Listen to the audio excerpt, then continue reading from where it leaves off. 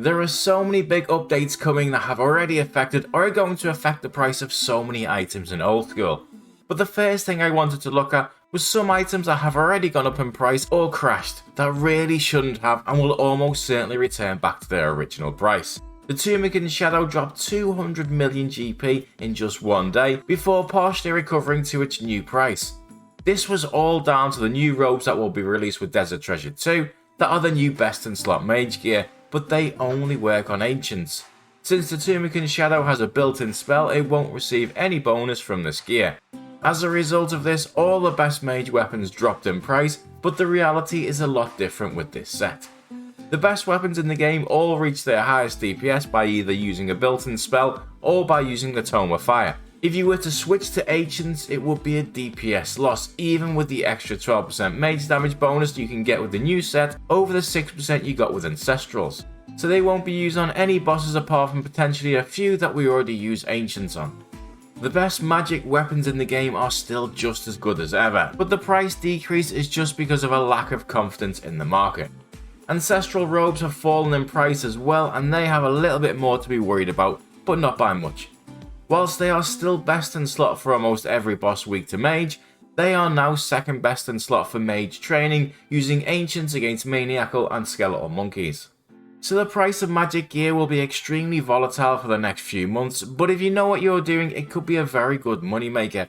There's likely to be another mini crash when Desert Treasure 2 comes out, and you will probably be able to pick up some nice little bargains if you buy at the right time, before everyone else realises that the new sets are predominantly just for PvP. A few items that have gone up a lot in price lately are the prayer items, especially holy wraps and devout boots, which have doubled in price. This is due to the new prayers, but there's been a massive change with them and the skilling prayers have now been scrapped. If skilling prayers were added, these items would be the meta and a huge price increase would have looked very likely. But with just combat prayers, players are always going to choose combat bonus gear over prayer bonus gear. The only way I can see prayer items being used a lot currently is if players AFK train using one of the ancient spells that heal you for effectively 1% of the damage that you do, combined with rejuvenation, regen bracelet and HP cape to restore your health over time, meaning you can AFK a lot higher tier content. Even if that happens, and it is a big if, the new prayers still have to pass a poll, they are still tweaking them and you may not be able to activate both prayers at the same time. Add to that the fact that prayer items have doubled in price, and I feel this is really the most they can be worth, but like all things, market forces are more important in my opinion, and if enough people keep buying them, they will continue to rise. Next we have bonds which are crashing in price, and you may be wondering why, and this is all down to fresh start worlds. In the last week of it, there was a race to rank as high as possible, and a lot of players sold bonds to fund that. Bonds were 6 million GP all week and tons of players bought loads of them with the aim of paying 300,000 GP to make them tradable again and selling them for 7.5 million GP on 07 after the merge. Of course, there is now huge competition to sell bonds and it is a great time to pick up some cheap ones before they go back up in price. Another item going up in price even though we are getting new best in slot rings is the Berserker, Seers and Archers rings. I can only presume that this is because there was a vote to use these rings as part of the upgrade process, but this actually didn't pass the poll, getting just a fraction below the 70% needed. It's possible I've missed something on an announcement on this, but even if they were to be used, it wouldn't create any more demand for the rings because anyone who can afford the new rings already has a Berserker, Archer and Seers ring. So there are some items which are a much safer investment now in my opinion. For those of you with a lot of GP, Desert Treasure 2 is going to add 4 new bosses and a ton of new combat prayers. Similar to when a new raid is coming out, this generally sees the price of prayer potions, Sarah brews and restores going up by around 25 to 50%. Now the quest is not expected to be out until the summer, so it's still 3 months away, but prices will normally start to go up steadily soon in anticipation of it. And even if you aren't investing, it's a good time to buy your supplies now if you have some spare GP rather than waiting till near the time and having to pay a lot more.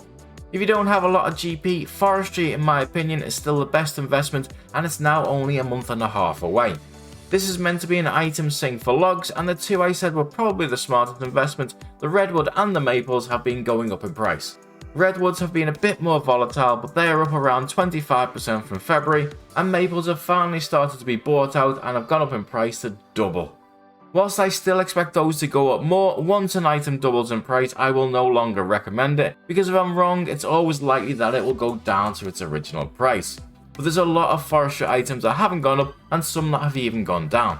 After Jagex announced that Forestry will be in 2 parts, the price of the items in the second part started to drop as people wanted to invest in items in the first part, rather than the second part, which only comes out in August. But we don't know exactly which is in what part.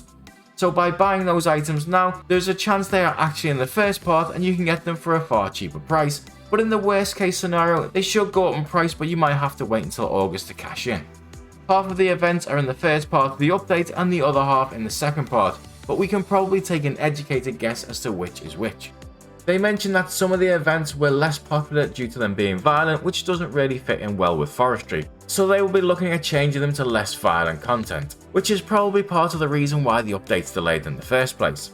They also mentioned the 3 most popular events from the feedback that we selected, which was the Leprechaun, Rising Roots and Dryad events. It's very likely that these will be in the first batch, and the Dryad event requires a petal circlet, which uses a sort of flowers which you can get from mithril seeds.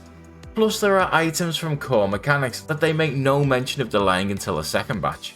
Nature's Offering will get you far more resources when you cut trees and requires ultra compost, a mechanic which also passed a poll in Forestry. Whilst it would be quite easy to omit for the first part of the update, it isn't an event, so technically it shouldn't be. Forester's Rations requires cooked meat, and this restores run energy after cutting a tree. Another core mechanic that has also been voted on and passed in a poll, so it's hard to see them doing the update without that. The clothes pouch requires leather, and whilst it's only a cosmetic upgrade, again it isn't an event, so it should in theory be in the first update. Leather is also in the Bee Smoker event, which whilst it wasn't one of our favourite events, it wasn't one we disliked either. Squirrel treats also give a chance to get tree seeds from random events, and if your goal is to make Forestry profitable, which they have openly said they want to, delaying a very profitable part doesn't make a lot of sense, so cheap seeds that are a few GP each seem to be a decent investment for the first part of this update too. Or maybe you would like a gamble on an item that I haven't even mentioned at all in any of these videos yet.